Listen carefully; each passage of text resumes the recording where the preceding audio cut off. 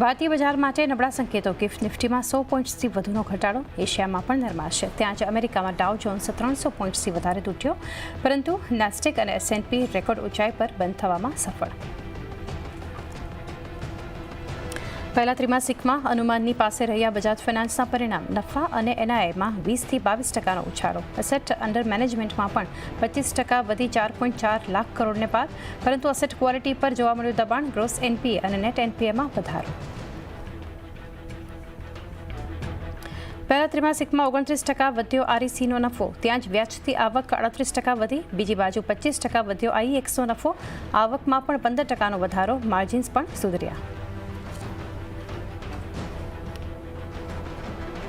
સાયન્ટે જાહેર કર્યા ખરાબ પરિણામ. નફો 10%, તો આવક 9% ઘટી. માર્જિન્સ પર પણ દબાણ. ત્યાં જ ફિનિક્સ મિલ્સનો નફો 3% વધ્યો. Margins flat. Company joint venture island star મોલમાં કેનેડા પેન્શન પ્લાન ઇન્વેસ્ટમેન્ટ બોર્ડનો 49% હિસ્સો 5,449 કરોડમાં ખરીદશે. અને નિફ્ટીની 3 દિગ્ગજ કંપનીઓ બજાજ ફિનસર્વ, શ્રીરામ ફિનાન્સ અને સિપ્લાના પરિણામ આજે થશે જાહેર. શ્રીરામ ફિનાન્સનો નફો 4% વધવાની અપેક્ષા સાથે જ ટાટા કેમિકલ, લોરસ લેબ્સ સહિત વાયદાની 8 કંપનીઓના પરિણામ પણ આજે.